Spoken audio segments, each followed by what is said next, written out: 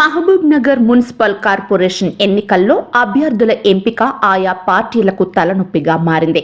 ఒక్క స్థానం కోసం ఎక్కువ మంది పోటీలో ఉండడంతో ఎవరి వైపు మొగ్గు చూపాలో తెలియక అధిష్టానం కూడా ఇరుకున పడుతోంది.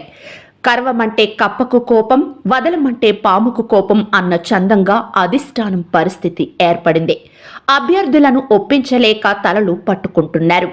ఇదిలా ఉంటే 49వ డివిజన్లో ఇద్దరు ప్రధాన నేతలు రంగంలోకి ఉండడంతో అభ్యర్థి ఎంపిక క్లిష్టతరంగా మారింది.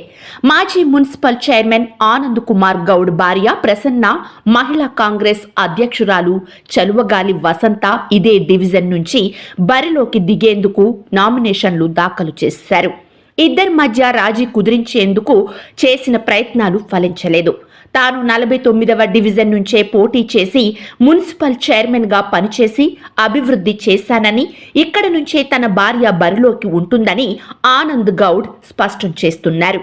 మహిళా కాంగ్రెస్ అధ్యక్షురాలు భర్త రాఘవేంద్రరాజు తాము మొదటి నుంచి కాంగ్రెస్ పార్టీలో ఉన్నామని, తన భార్య మహిళా కాంగ్రెస్ అధ్యక్షురాలుగా పార్టీ పటిష్టం కోసం కృషి చేసిందని, తాము కూడా ఇదే వార్డు నుంచి బరిలో ఉంటామని తెగేసి చెప్తున్నారు.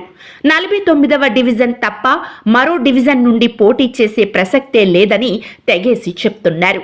ఇద్దరు ప్రధాన నేతలు కావడంతో అధిష్టానం ఎవరి వైపు మొగ్గు చూపాలో తెలియక ఇబ్బంది పడుతోంది. ఈ రోజే నామినేషన్ల దాఖలు చివరి రోజు కావడంతో 49వ డివిజన్ ను అధిష్టానం ఎవరికి కేటాయిస్తుందో వేచి చూడాలి. ఈ కార్యక్రమం మీకు నచ్చినట్లయితే లైక్ చేయండి, షేర్ చేయండి, సబ్స్క్రైబ్ చేయడం మాత్రం మర్చిపోకండి.